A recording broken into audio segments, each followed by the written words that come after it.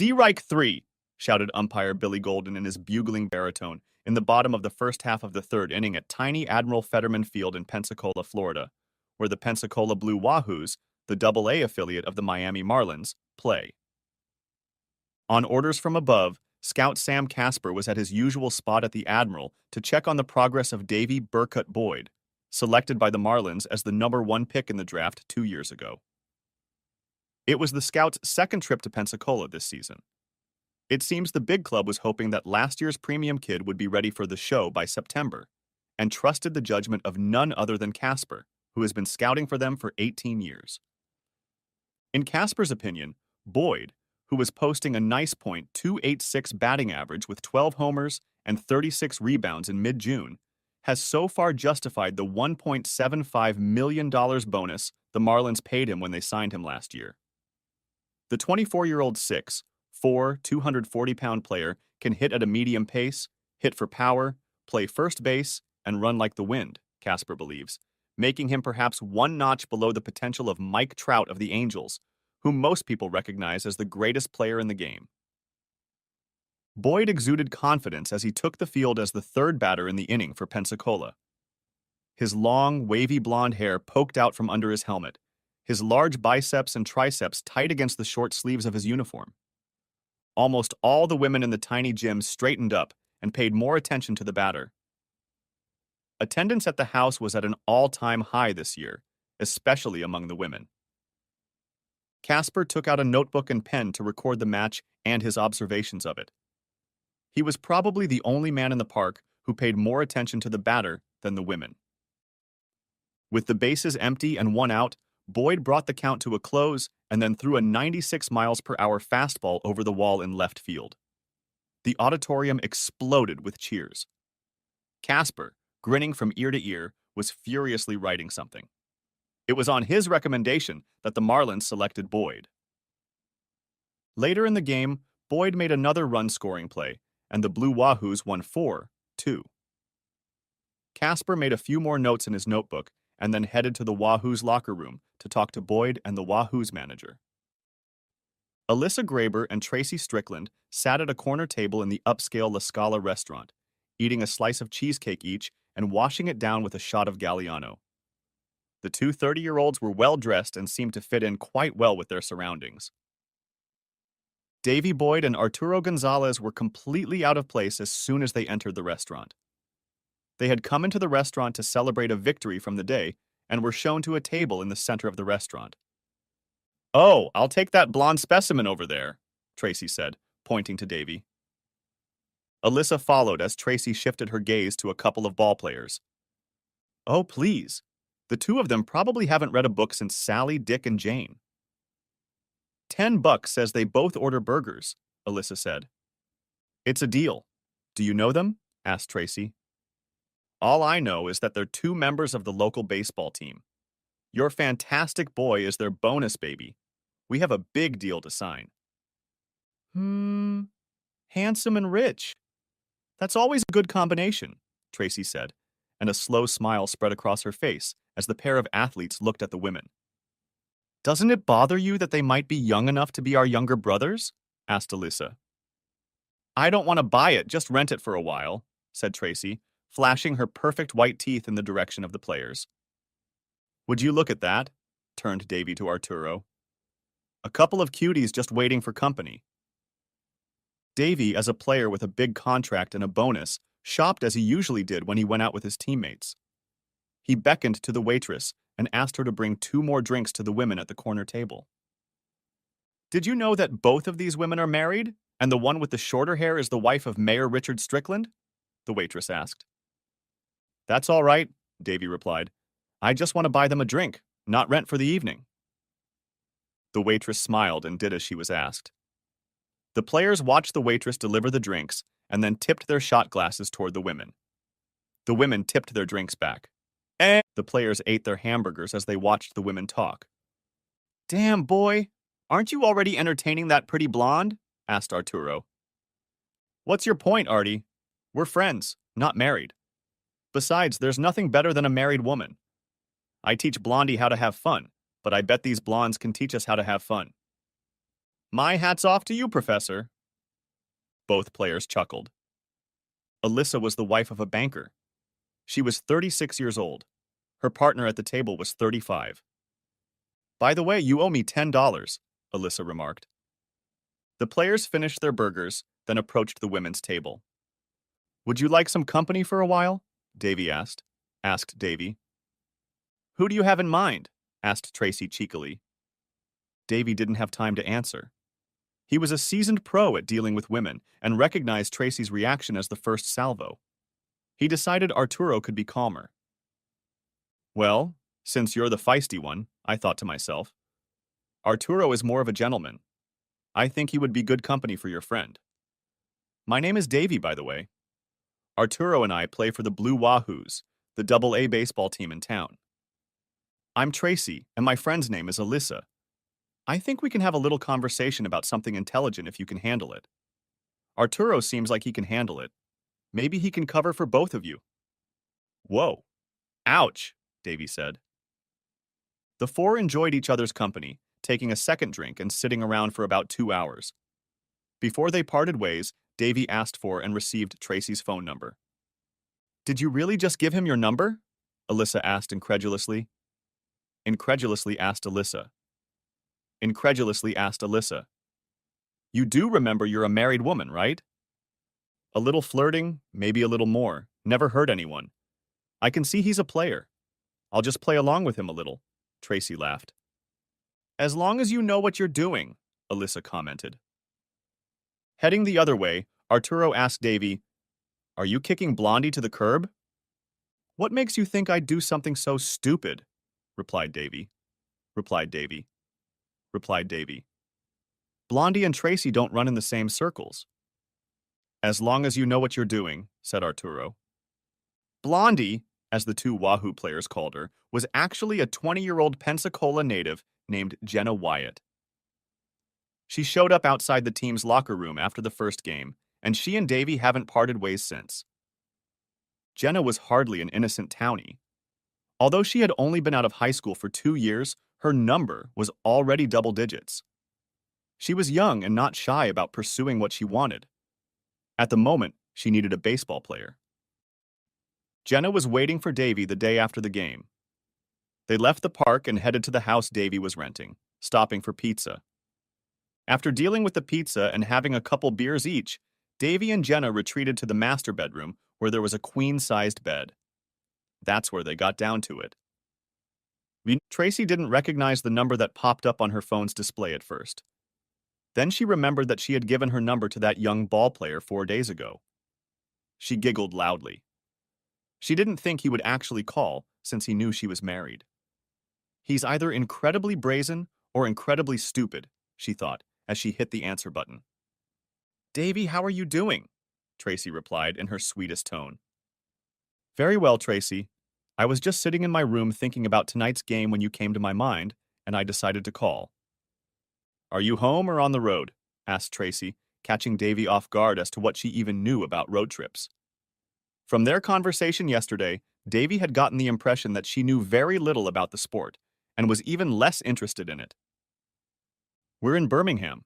We'll be back home in a few days. I was hoping that on Thursday night, if you don't have anything to do, we could have a quick bite to eat and a drink. You can bring hubby if you want. I'd love to meet the mayor. I've never officially met him before. I bet you two are quite the power couple. Tracy caught the note of sarcasm in Davy's voice. She knew he didn't want her husband to join them, but was amazed that Davy had the sense to play the game. Tracy was intrigued. He has a council meeting on Thursday night, but I'd love to join you, young man, Tracy replied, inserting ID as a way of running the game. Over glasses of amaretto di Serrano and slices of cheesecake, they got to know each other better. Tracy kept the conversation neutral, letting Davy choose the direction of the evening. He waited about 20 minutes before turning the conversation to more intimate topics. You are a beautiful woman. Does your husband mind that you sometimes meet men for drinks? Asked Davy. Sometimes I go out with men. Sometimes I meet women. I have a diverse circle of friends. My husband knows that. He also knows he can trust me, even though he knows I'm a bit of a flirt. A little flirtatious? commented Davy. I'd settle for a little flirting. How far does that flirting go? How far would you want it to go? Replied Tracy. A smirk slowly spread across Davy's face. He stretched both arms across the table. Tracy put her hands in his. Evan McComb watched the pretty blonde make her way to the Starbucks counter from a table in the back of the store. He noted the light freckles on the bridge of her nose and the light in her hazel eyes. He also noted that her miniskirt only went halfway down her slender thighs. He knew she came here regularly and waited for her. It took about a month before he worked up the courage to finally speak to her. Nay! He got up from the table and lingered at the door waiting. When she approached, Evan took a step forward and introduced himself to her. Surprised at first, the girl reacted positively to Evan's introduction. She had seen him before in the store and was impressed with his appearance and the way he fit in his suits. They walked back to the table Evan had left and talked for about 5 minutes, after which Jenna said she had to get back to work. Evan handed the girl his phone to put her number in his contacts. Evan practically floated back to his job as an accountant. His co-workers noted that the usually unimpressive accountant seemed to hum as he moved around the office. Around 4 in the afternoon, Evan's boss, Phil Cunningham, walked into his office and asked if he had won the lottery. Today I got the phone number of the future Mrs. Evan McComb, stated Evan. Phil had been Evan's boss for 2 years now. He liked the young man, but he had never known him to speak so positively about his relationship with a woman, especially when they hadn't even gone on a date yet. Evan called Jenna the next day. They had arranged to have dinner at one of Evan's favorite seafood restaurants the following Saturday night. Evan ahed when Jenna opened her apartment door in her version of a black dress. So can I take that as a sign of approval, or are you having an asthma attack? Offered Jenna. It's definitely a sound of approval. But now I'm worried because I didn't bring a baseball bat with me to fight off the guys hitting on you.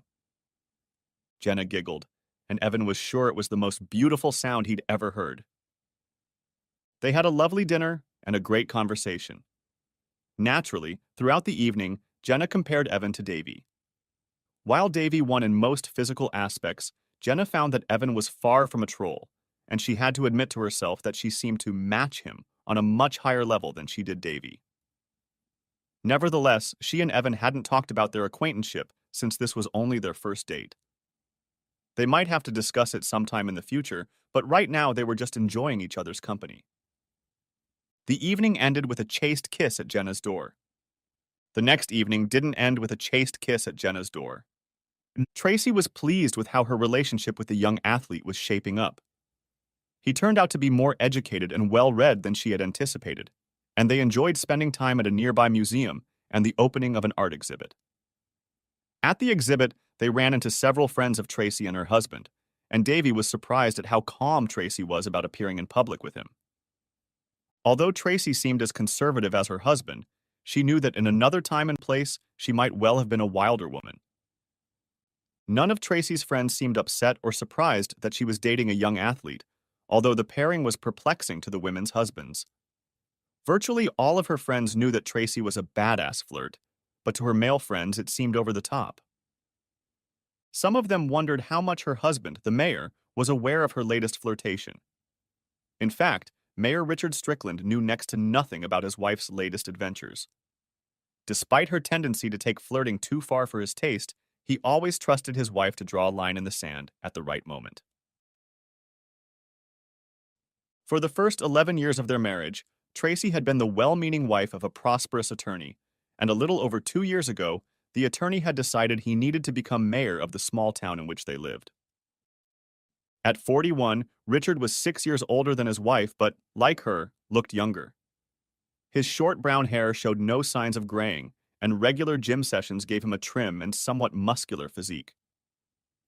By all accounts, he was a good-looking man, although he fell short of his beautiful wife. There was little competition in the fall election, with Richard receiving about 2/3 of the vote. Most of his constituents seemed confident that he would bring the same solid work ethic to the job of mayor that he had brought to his career as a lawyer. Like most mayors, Richard had a lot of meetings, and he probably hadn't spent this much time at work since he started his law firm career. Some of his friends wondered if he was spending too much time on the mayoralty to the detriment of his marriage, especially when they saw Tracy on a date with Davy. Tracy was the executive director of a nonprofit organization in town. Her job only took up 30 hours a week, which allowed her to have a free social life and still be present in the community. It was not uncommon for Tracy to have lunch each week in the presence of some influential business leaders. In recent weeks, Tracy and Davy had begun exchanging light kisses in public. Tracy had noticed that this was hardly surprising in some companies. She realized that it was only a matter of time before Davy became her first lover. Although she admitted to herself that she knew it was wrong, her growing lust for the young man overwhelmed her guilt. Although deep down she truly loved her husband, lustful feelings made her feel it was her duty to do so. Jenna felt no guilt after the couple had just engaged in it for the first time. Mayor Richard Strickland and 3 other men sat in a dark corner of the city's only upscale Hungarian restaurant. They were working out the details of financing for a distribution center they were going to open in the city. The distribution center could potentially bring several hundred jobs and tax revenue to the city. He needed to stay extremely focused for the meeting.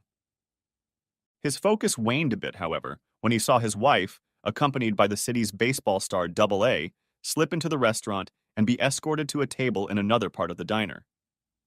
And that pretty boy is a big son of a bitch, the mayor thought to himself. She's getting more and more brazen lately. He gave himself another 5 seconds to mull over what he'd seen, then tuned back into the meeting. Davy was more animated than Tracy had seen him before. He was today's hero. 2 home runs, 3 hits, and 3 RBIs, he told Tracy. She had no idea what this handsome young man was talking about, but she knew from his smile, the liveliness and the light in his eyes, that it was something good. She knew tonight would take their relationship to the next level. Throughout dinner, Davy grew softer, and Tracy watched his transformation with quiet pride, feeling that she had a hand in shaping this young man's personality. "How about we order dessert?" asked Tracy, giving him her trademark smile. "Richard won't be home until midnight. We won't have more than 3 hours to eat this dessert." "Hell yeah," Davy enthused. 15 seconds later, they were at it. Richard Strickland, half pacing, half staggering, entered his house at 12:30 a.m. feeling like a conquering hero. His presence and work had brought a distribution center to his town, creating many jobs and increasing tax revenues. The deal was sealed over a gourmet dinner and many drinks at Magyar's, an upscale Hungarian restaurant. Now, as he slowly climbed the stairs, he remembered what he had seen in the restaurant: his wife in the presence of the city's star player, Davy Boyd. As the executive director of a major city nonprofit, Tracy could have been with the player for any number of legitimate reasons. But if she had been, his very organized wife would have told him beforehand. He couldn't remember a single conversation in which she'd told him she was going to meet with Boyd. Richard knew his wife was a big flirt, and he had every reason to be, but he also believed that her flirting was just flirting and nothing more. Every once in a while during their 10 years of marriage, he had his doubts, but every time he did a check, Tracy turned out to be innocent. He hoped that would be the case this time. Tracy was the smartest paralegal Richard had ever hired at his law firm, Atterbury Salerno Strickland LLP. They started dating a year later and married a year after that. She left the law firm right after they started dating and started working for a nonprofit organization a few months after she and Richard married. Richard was 31 years old when they married. Before meeting Tracy, he had had 2 long-term affairs. He was a handsome, successful attorney, and finding a woman to date was not difficult for him. Tracy's flirting occasionally became a point of contention in their marriage. Her husband had told her more than once that in their place in urban society, her flirting was very disrespectful to him. "Cut it out, Richie. You know I don't mean anything by it. I'm just having fun," Tracy said. "Please think about my feelings sometimes, Tracy," Richard replied. Richard slowly undressed in the darkness of the bedroom so as not to wake his wife. He slowly climbed under the covers and snuggled up to Tracy, first smelling her skin and then her hair. The smell of soap and shampoo was still strong, meaning she had showered before going to bed. Since Tracy didn't usually shower before bed, Richard realized that his wife was no longer alone. He turned in bed so that his back was to his wife. A tear leaked from his eyes as he drifted into sleep. "So who are you dating now, girlfriend?" asked Sheila Williamson to her longtime friend Jenna Wyatt as they finished lunch. Jenna blushed thickly as she pondered whether or not she should tell her friend the truth about dating two guys on a regular basis. She wondered why she felt guilty about it, since neither she nor either man had discussed an exclusive relationship. Perhaps it was the fact that Shayla had known her long enough to realize that in her 20s, Jenna was far from a virgin. Shayla saw the deep blush and realized what it meant. "So I guess it's not a matter of who, but how much," Shayla giggled. "Come on, spit it out." Jenna looked at the floor before turning to face her friend. She told her about Davy and Evan. "Wait, you're dating that handsome soccer player? How's that?" asked Sheila. "He's just like you see him," replied Jenna. "He's big, he's got muscles, he's got money, he's great looking, and he's amazing in bed. But it's the other guy that turns me on. Not as big, not as muscular, definitely not as moneyed. But he's handsome and good in bed, too. And I don't know.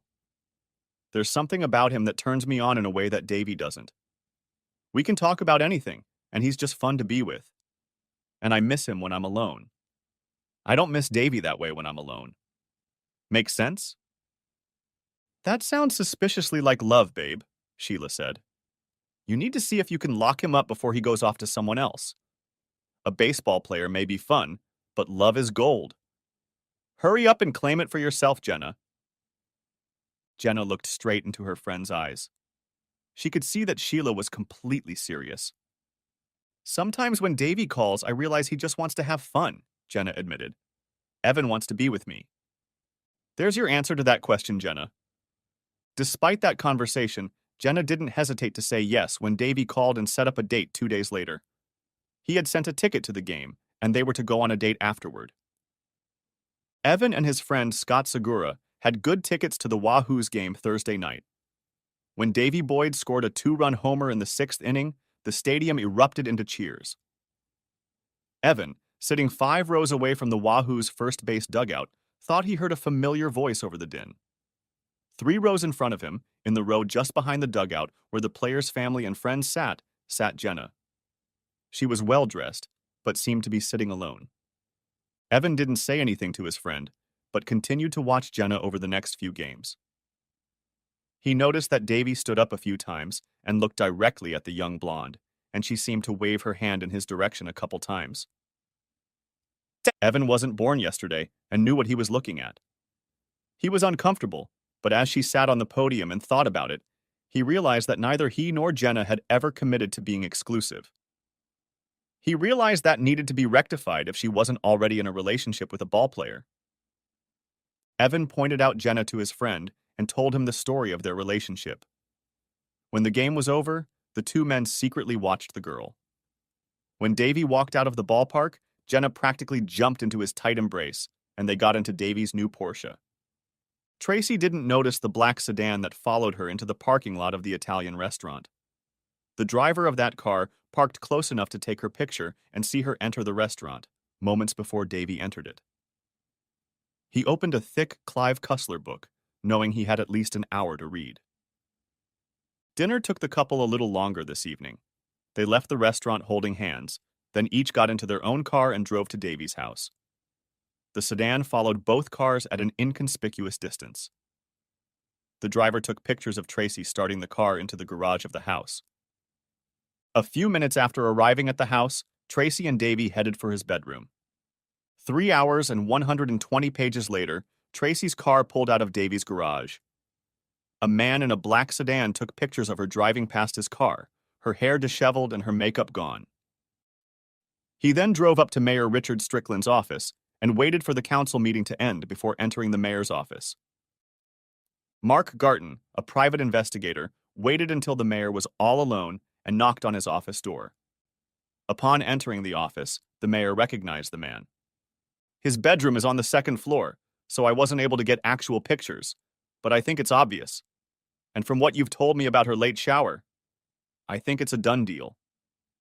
Thank you, Mr. Garton, Mayor Strickland said, handing the private investigator a check for his services. After the investigator left the office, the mayor laid his head on his hands and cried like a baby. Breakfast at the Strickland house the next morning passed in silence, although Tracy was undoubtedly in high spirits and hummed as she moved around the kitchen. Richard looked shocked as he ate at the kitchen table. You don't look well, dear. We have an Alka-Seltzer pill in the bathroom if your stomach is not right, Tracy said. I have a gun in the gun safe that will make me feel better too, the mayor thought to himself. Tracy saw no indication that the mayor was more than guessing what she was up to. She had always thought she was smarter than her husband, forgetting that her husband's passive behavior had no bearing on his intelligence. Tracy believed that she genuinely loved her husband, but at the moment she thought she deserved her affair with the young ballplayer. Her husband was perfectly adequate in bed, she thought, but Davy was at least 2 notches above, and she deserved it. She knew she was technically doing the wrong thing, but it felt so good that she didn't feel guilty. She knew it was a cliché, but her affair was really just about having great fun. When it was over, she would be a loving and caring wife again. Richard watched his wife move around the kitchen and hum merrily, feeling increasingly irritated. He noted that he and Tracy had not had intimacy in about a month. As in many other families, the wife was in charge. The couple hadn't really discussed having children before the wedding, but about 2 years after the wedding, Tracy had decided that she didn't want children. She and Richard had several tense discussions on the subject, but eventually Tracy got her way, and Richard had a vasectomy. Busy with work and dating 2 men at the same time, Jenna hadn't noticed that Evan hadn't called her in a week. The next week, it suddenly dawned on her that she hadn't heard from her second suitor. By the time Jenna got home, it was too late to call Evan, but she called him the next day during her lunch break. It was the first time she'd ever had to call the young accountant. Did I do something wrong, Evan? Asked Jenna when Evan answered on the third ring. Evan carefully weighed 2 possible options. Tell Jenna that he knew she was dating Davy, or just forget about the relationship. For 10 seconds, there was silence on the line. Jenna, I know you're dating both that star baseball player and me. I know we've never talked about exclusivity, but I can't get over the fact that you're dating, and I'm sure sleeping with 2 guys at the same time. I know I don't have his money and I'm not that big of a guy, but I want to be the one and only in your life. I want to find out if there's more between us. On the other end of the wire, Jenna's eyes widened, though Evan couldn't see them. She hesitated for a second before answering in the affirmative. How about we celebrate our new arrangement this Saturday night? Said Evan. This time, Jenna didn't stutter and quickly chimed in. Yes, yes, yes. A few days later, Davy asked Jenna out on a date. She politely turned him down, saying she was now dating another man exclusively. Well, that's great for you, but it shouldn't concern us, should it? Asked Davy. It's not like we were looking for Brad and Angelina. We were just having fun. Can't that last as long as you're dating this guy? I'm sorry, Davy. Evan's not that kind of guy, Jenna said. And I won't cheat when I make a commitment. I had a good time with you, but I think it's over between us. Well, okay.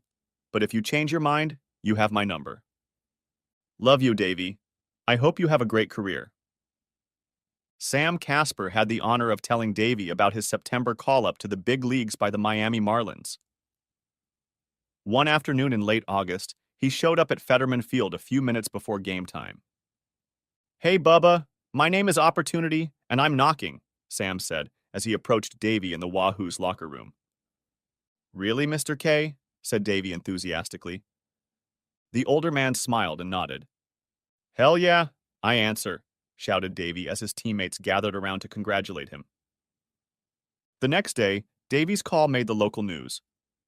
Richard Strickland read the newspaper article with interest. He still loved his wife but was unsure of his next steps. He called his former law firm partner, Rick Salerno. A week after Davy was drafted into the Army, Tracy's hormones ran wild.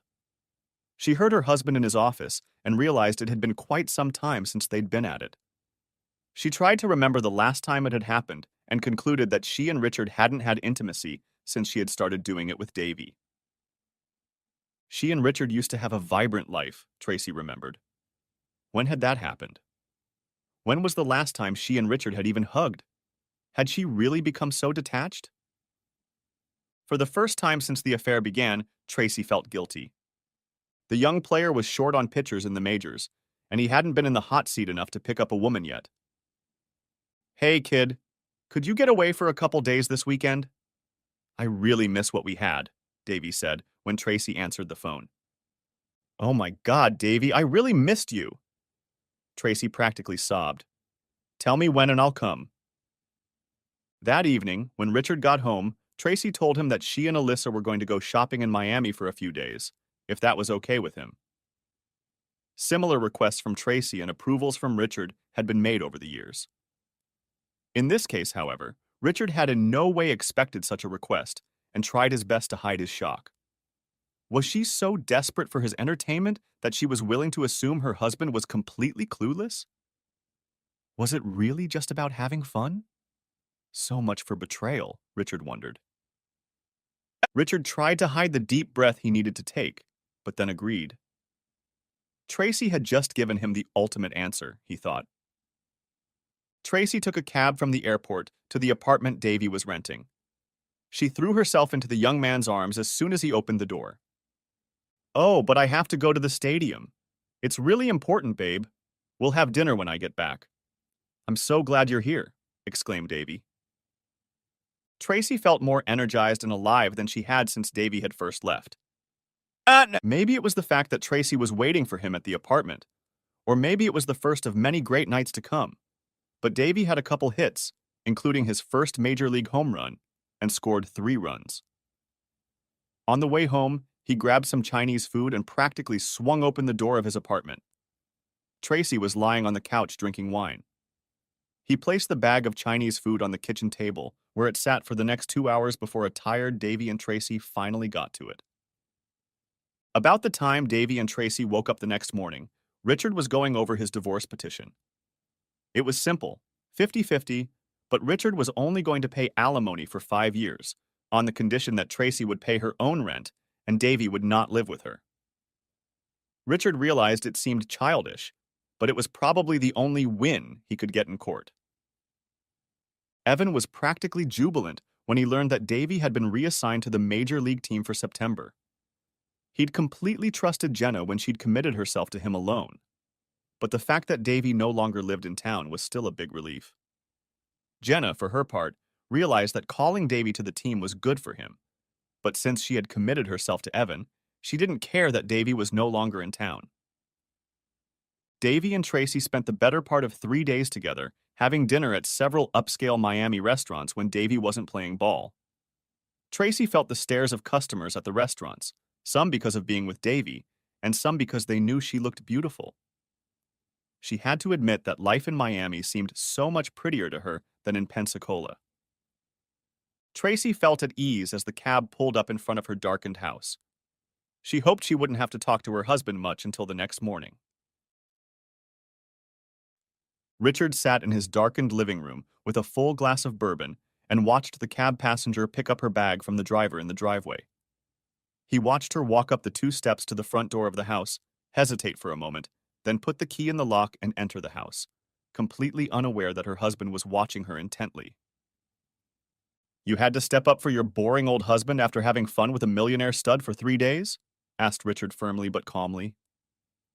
Tracy flinched, not realizing there was someone in the darkened house. I, Tracy stammered, unable to form any coherent sentences. Jumping back a foot, she froze in place, barely making out her husband in the darkness. In addition to being surprised by his presence and accusations, she was also shocked that he had used F-bomb directly at her. He had never used such language to his wife before. "I know exactly what you're thinking," he continued. "How did your stupid cuckold husband find out about your trip? Or your lover at all?" Richard sipped from his glass, and Tracy stared at him in the darkness. Although she and many others considered themselves smarter than her husband, she was caught off guard and at a loss for words. "Don't worry, Alyssa didn't give you away, Richard snorted. I knew you were going alone, but I called her house to confirm. When Glenn picked up the phone, I asked to speak to Alyssa, and he almost fell through the floor trying not to lie to me but to tell me she wasn't there. That's the problem with using a woman with a good and honest husband as a cover. I asked him not to tell Alyssa that I had called so she wouldn't call you to warn you. He felt obligated to keep my secret. Tracy sighed slightly. Since she didn't know exactly how much Richard knew, anything she could say for herself would be imprudent. Silence was the best choice in this case, Tracy knew. Richard knew it too, but the longer she remained silent, the angrier he became. When did you lose respect for me, bitch? When did you stop loving me? Hissed Richard. I never stopped loving you, Richard. It has nothing to do with love. Well, maybe a little, to be honest. Wow. Honesty. What a goddamn concept, shouted Richard to his wife. Richard took another sip of his bourbon. Tracy set her suitcase down and sat back in her chair. Okay if I turn on the light? I want to see you when I talk to you, Tracy said. No, you just want to see my eyes to see if I believe your lies, Richard snapped back. Be careful, bitch. At this point, I know almost everything about your charade. The only thing I don't know is why. I'm not sure I can answer that question, Tracy said. Richie, you know I'm a big coquette. We've argued about this before. You were always afraid I'd cross that line, and I always swore I'd never do it. But I was wrong. There's something about him that's got me, Richie. I can't explain it. He was sweet, and he just had this. And when we started seeing each other regularly, I found out he wasn't just a ball player. He had brains in addition to brawn and talent. I guess I was a little charmed. More than a little, Tracy, Richard hummed. And at the same time, you and I haven't had any fun in about 3 months. And then there was this weekend. Did you even go to a game this weekend, slut? Or was it limited to just having fun? Do you really have to be so rude to me, Richard? Said Tracy. She looked up and saw Richard staring at her intently. I was never rude to you when you were my wife. But now that you've become his whore, all bets are off, Richard said. I'm still your wife, Richard. We need to talk and work things out, said Tracy. No, we don't need to talk, said Richard. I've already figured it out. I figured it out while you were having fun. Really, Richie? Back off, Tracy. Tracy rolled her eyes and pressed her lips together, but this time remained silent. So what have you decided, Richard? How do you envision it? You'll be served with divorce papers tomorrow. You'll sign them, and in 30 days or so you'll be off to your boy toy for good, and I'll regain a modicum of self-respect. That's certainly not how I envision it, Richard. I'm sure we can work things out. Yes, I made a mistake, but that's no reason to use the nuclear method. Let's slow down and think this through again. What we have here is just an inability to communicate, Richard said, mimicking Strother Martin's wonderful line from the movie Cool Hand Luke. Tracy looked at Richard with shock on her face. Polite, calm, poised. Richard seemed to be taking the possible divorce in a somewhat joking manner. What's going on here? She asked herself. Richard moved his clothes into the couple's guest room.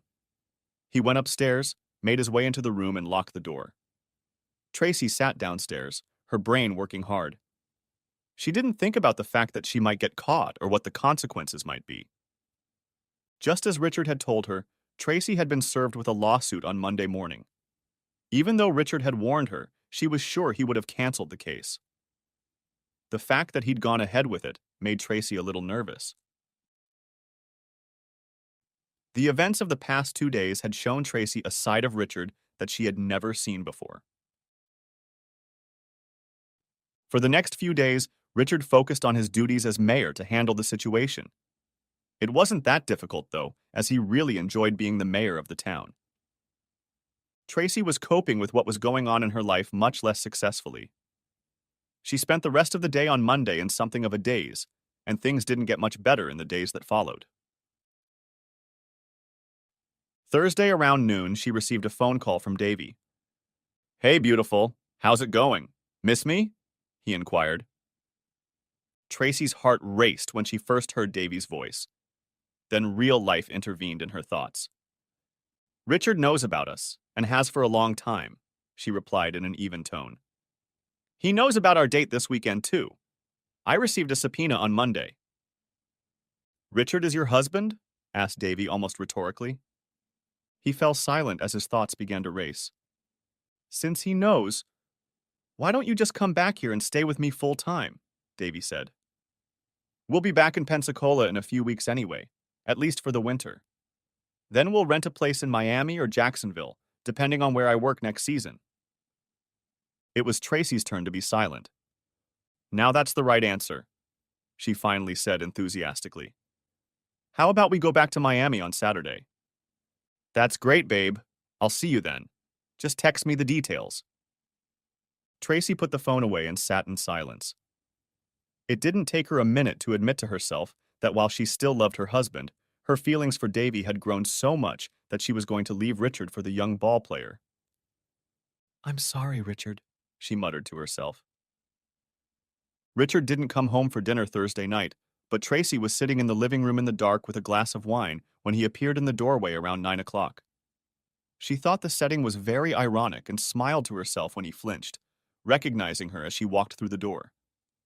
Hi, Tracy, Richard stammered, realizing immediately that he was being set up. Let me get myself a beer and we can talk. Tracy had to admit that her ruse didn't seem to get Richard back on his heels as she thought it would. A minute later, Richard returned to the room with the beer and sat down in a chair, smiling crookedly. The floor is all yours, Tracy, he smirked. Richard's self-assurance made Tracy somewhat nervous. She started to look at the floor, but then realized her husband was looking at her in the dark. I'm going to go back to Miami for a few weeks and stay with Davy. We'll be back in October. That will give you time to sort things out, Tracy said. Are you out of your mind? Shouted Richard. You're telling me you don't want a divorce, but you're going to come back and have fun with this guy for a few more weeks? I'm nobody's cuckold. If you leave, you can stay forever, bitch. Richard jumped up from his chair, poured his beer into the kitchen sink, and raced into the guest room. Tracy smirked behind his back, truly believing she had regained her power. Tracy enjoyed hanging out with Davy when the Marlins played at home, but felt lonely when the Marlins were on the road. Davy socialized with the younger players, all of whom had young wives or girlfriends, and Tracy didn't find much in common with them. Nor did she have much in common with the wives and girlfriends of the older players, who were passionate enough about baseball to understand and appreciate the game, and she was not. Davy and Tracy flew back to Pensacola when the Major League Baseball season ended in early October. The couple returned to Davy's rented home, but after a few days, Tracy decided it was finally time to talk to Richard. She knew Richard would never take her back, but she still traveled to her former home to pick up the belongings and clothes she had left behind. Tracy was surprised when her key no longer worked in any of the doors of the house. She wondered if Richard had thought to change the locks. She ended up having to ring the doorbell. Well, the prodigal whore is back, Richard said as he opened the door. Is this what we're going to do from now on? Tracy asked. Asked Tracy. Absolutely, Richard smiled broadly. And Tracy told Richard that she had come to get the rest of her clothes and things. Richard took her to the garage where a row of trash bags were waiting for her. He opened the garage door and told her to load them herself. She hissed in disgust. Richard grinned and left. 2 weeks later, Tracy was sure she had lost her period. Davy fell silent when Tracy broke the news to him. We can take care of it. I'm sure the team doctors know who the best doctor is to take care of it safely, Davy finally said. Tracy began to cry quietly.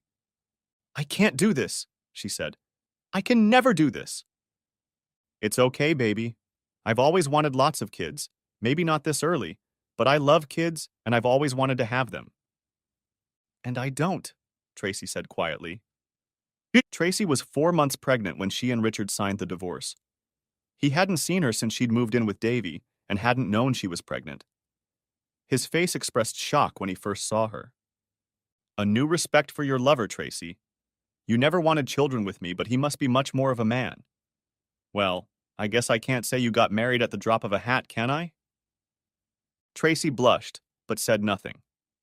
Richard's lawyer quickly pointed out to everyone gathered that Richard's name on the birth certificate would be considered perjury. Davy knows she's his and has already committed to paying for the birth and the baby, Tracy said quietly. The following season, Davy was reassigned to AAA Jacksonville. Since Tracy was already 7 months pregnant by the time the season started at AAA, she and Davy decided it was best for her to stay in Pensacola until the baby was born. Davy rented himself a small apartment in Jacksonville for the time he couldn't get home between games when the team was home. June 27th dawned bright and sunny in Pensacola. Around noon, Tracy's water broke. As planned, she called her friend Alyssa to drive her to Baptist Hospital. On the way to the hospital, she called Davy, he told his manager, and got in the car for the 5-hour trip. At 10:47 p.m., Evan and Jenna McComb gave birth to a daughter after a 6-hour labor. Evan, who is now an assistant vice president at the accounting firm where he works, cut the umbilical cord and felt like he was flying on a cloud. Dr. Leslie Scott congratulated the couple, but couldn't stay long because she had another baby on the way. She left the delivery room and walked down the hallway where baseball phenom Davy Boyd and his girlfriend Tracy Strickland were preparing for the birth of their firstborn. Dr. Scott liked the young baseball player and his older girlfriend. Although the couple was not married, she noted that the young athlete seemed to have a thing for the older woman, who was handling her first pregnancy well despite her 36 years of age. Dr. Scott, while noting that a first child for a 36-year-old woman is not that uncommon, also noted that the risk is greater for a 30-year-old than a 20-year-old. Tracy was careful to watch her weight and only gained 27 pounds during her pregnancy. The doctor also noted that the ball player seemed much more enthusiastic about the pregnancy than his girlfriend. At one of the appointments when the two of them were together, Tracy admitted to the doctor that she had a vasectomy on her soon-to-be ex-husband because she didn't want children. The pregnancy came about by accident. It's not like these two are the first couple to have this happen, the doctor thought to herself. While Tracy and the baby stayed in Pensacola, Davy went back to work in Jacksonville. 2 weeks later, he was sitting in a quiet restaurant with an older woman when an irate man approached them. "Who's your friend, Cassie? Does he know you're married? How many times have you had fun with him already?" he shouted to the couple.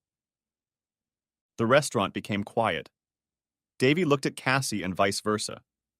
Cassie stuttered a few times before Davy slid off his chair and moved to face the older man, who looked a few inches and pounds smaller. When the police and ambulance finally arrived at the restaurant, Davy was lying on the floor. His right eye was swollen and beginning to stain. Harrison Walker, a construction worker and husband of Cassie Walker, had cut and bruised knuckles on his left hand. His wife was still sitting at the table sobbing. Davy was still in the hospital when the report of the restaurant incident hit the news. Of course, Marlins management was not happy that one of their high-priced players had suffered a potentially career-threatening eye injury. Tracy wasn't happy about the news either, especially when she heard the story that Davy had been at the restaurant with a married woman. Such a coincidence didn't escape her. "Son of a bitch!" shouted Tracy, addressing no one in particular. The noise woke her infant, who began to cry. No stupid act goes unpunished, the woman thought. Being only human, Richard Strickland couldn't help but smile when he heard about Davy's beating. That said, he felt not an ounce of compassion for his ex-wife and her predicament. She made a bad choice, he thought to himself, slightly twisting a phrase from the movie Indiana Jones and the Temple of Doom. Pensacola police declined to press charges against Harrison Walker, especially since witnesses claimed the fight was started by a ball player. Richard Strickland asked one of his staffers for Harrison's cell phone number, and the mayor called the construction worker, giving the name and phone number of his divorce attorney. He also heartily congratulated the young man on beating the ball player. 2 weeks later, Tracy and the baby, whom the couple named Frederick after Davy's favorite player, Freddie Freeman of the Atlanta Braves, moved into a smaller apartment that Tracy was renting. Tracy had her attorney contact Davy to make arrangements for child support and visitation. She was still collecting child support from Richard. As fall turned to winter, Marlin's management was very concerned that the blurred vision in Davy's right eye was not going away. Insurance covered the contract, but nothing could make up for the player's potential. Hits, home runs, runs scored. Life as a single mom took a toll on Tracy both mentally and physically. After her divorce from Richard, she had lost a good portion of her friends, and the few that remained seemed unwilling to socialize with a 30-year-old woman with a child. She had lost only half of her baby weight before leaving Davy, and in the 14 months of living on her own, she had gained about 15 more pounds. Her chic closet no longer fit and was pushed to the back of her closet and drawers, replaced by mom jeans and bulky sweaters. Her hair had grown out, and more often than not, she just pulled it into a ponytail. The two-term mayor stood at a four-way sign in downtown Pensacola and watched an elderly woman push a baby stroller through an intersection when it twisted its ankle and fell to the ground. Being the gentleman he is, Richard Strickland turned on his blinkers, got out of his car, and went to the woman's aid. As he approached, she looked familiar, and he made sure of it when he helped her to her feet. "Hey, Tracy. It's been a while, hasn't it?" said Richard quietly, looking into her face. In the shock of her fall, Tracy didn't recognize the stranger who had come to her aid. Only the voice gave her away, making her look closer at the Good Samaritan. He looked like an aged version of her ex-husband. There was gray in his hair, and wrinkles on his forehead and around his eyes. His eyes no longer shone. Instead, they looked kind of sunken, despite the small smile he bestowed upon her. "Thank you for the hand, Richard. I guess I've gotten clumsy in my old age," Tracy replied. "If you're old, I must be ancient. Remember, I'm 5 years ahead of you. Let me stop the car and give you and the baby a ride home." Tracy waited while Richard parked the car. When he pulled up again, Tracy told him that she was healthy enough to walk home, but if he had time, she wouldn't mind having a cup of coffee with him at a coffee shop half a block away. Richard thought there was more pleading than asking in her eyes, so he nodded affirmatively. Tracy pushed the stroller ahead of her as they walked the half block to the coffee shop. As they walked, Richard's brain was working overtime. He looked at the baby's face and thought sadly that in another life this should have been their child. He shook his head to banish the thought, and Tracy cast a quick glance to the side as he did so. Pushing those thoughts away, Richard couldn't believe that the woman he was walking with was his ex-wife.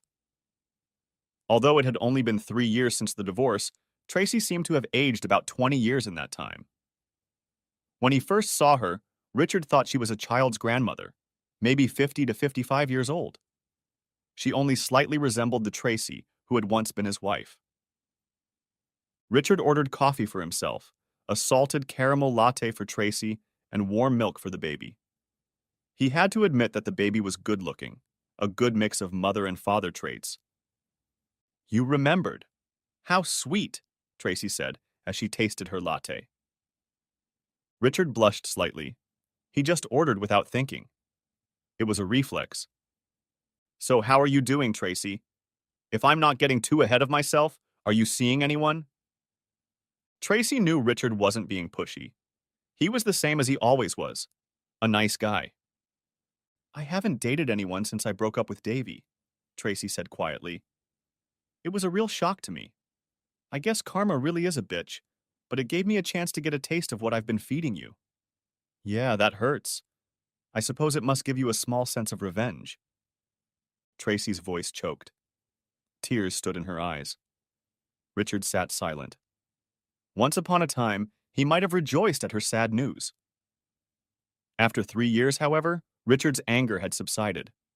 The sadness had been replaced in his heart by revenge. "I'm sorry to hear about this, Tracy. Really, I mean it. I don't hate you anymore. I feel sorry for myself, and for you, for what we've lost and what could have been. And to this day, I don't know why." "It took me a long time to fully figure it out, Richard," Tracy admitted. "I kind of lost myself there for a while.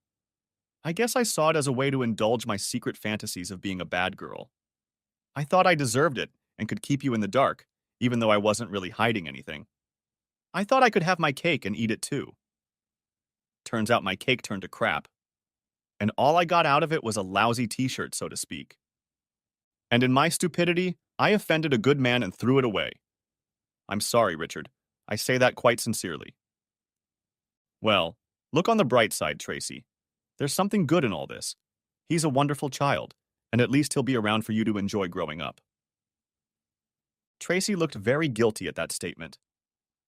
I know you didn't want kids, Tracy, but it just happened.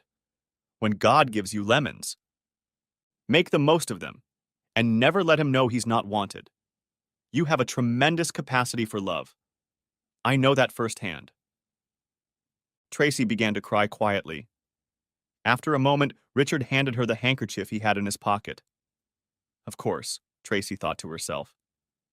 What about you, Richard? Is there someone in your life right now? Please tell me I haven't messed up your attitude toward all women. There's no one right now, Tracy, but I'm an optimist. You know that, Richard said. I guess I'm still a little fearful. Someday, I'll come to my senses. Tracy lowered her eyes to the tabletop so Richard wouldn't see how guilty she felt. Richard felt awkward. It was time for him to leave. He got up to leave, but Tracy put her hand over his arm to stop him. Richard took the hint from the many years he had spent with Tracy in the past and sat back down. Richard, what's the chance? I mean, you're alone. I'm alone. I know I screwed up once with the best guy a woman could ever dream of. But I won't make that mistake again if you give me a second chance. I can promise you that. Tracy raised her eyes and looked directly at Richard. He stared into the distance with a millennial stare for 5, maybe 10 seconds before he showed any emotion, and only then furrowed his eyebrows. God, you can't believe how much I loved you, Richard whispered, causing Tracy to lean closer to him. I so wanted to believe that you were just flirting with him when I saw you together in that restaurant. I always knew I wasn't a Greek god, but I truly believed you loved me, maybe even loved me as much as I loved you. I gave up the chance to have children. I really wanted children. You knew that. But I gave it up because I loved you. And you betrayed my love, betrayed my trust. And to top it all off, you had a baby. A baby. With that goddamn ball player. I may not be angry anymore, but forgive and forget? Not in this life, baby. Richard got up and walked away. The end. Thanks for watching. I hope you enjoyed it. So subscribe to my channel and watch the next video.